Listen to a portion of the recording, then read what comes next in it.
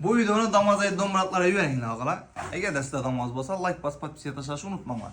Bize Gold Tuning patpisçiler için zor nərsəni yola koyduk. Kuda xalasa bir antiyetten sizlere gösterişe hareket kılama. Ağala sidenetçi kolumuza bir baka bəyinlə. Sifəti zor, ortası material boladı, arkaları koja boladı, altılı variant. Yani tork sidenlerinizi kaplıydı, kelle koyduğun hem nərsəsi falan.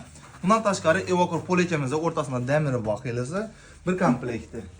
Bakası bir aytıp ötəmən karanlıqda ola girədi. Altılı sidenetçi kolumuz, Evacor polikemiz. Damaz maşını üçün 7 detal arşiv hikayəsi ağala.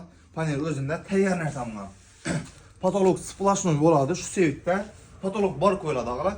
2 tane yanadon verici var. Benim de ortasında seypen var. Damasçıları en gerek olan derse yine şu nerse boladı. Dakika mesak koymak zor verici oladı. Torpeda çikol, tember rul çikol.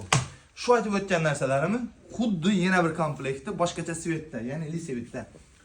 Görüşelim ki rol çikolumuz, torpeda çikol. Patolog barımız, patologumuz, 7 arşivkemiz, hem de sidenet çikolumuz. Ağala ilacı barıca sifət öz koyup pərişə hareket etdiyimiz en arzan narxlarda 1 milyon 450 milyon koyup koydumuz ağala. 1 milyon 450 milyon pulunu verip hareket etsəyizdə boladı. Eğer de sizlerde 1 milyon 450 milyon pul bulmasa ağala, bu nərsələrin bir dana pasport evizindən müddət tola çıxarıb verəmiz.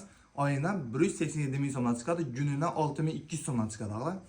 Kimə şimdi xizmətlə gerek buladan olsa, patpiskəni taşab, gələ verəslər. Səbəbi bu nərsələr mündi baxada, fakat yine bizəni patpisklərimizə boladı.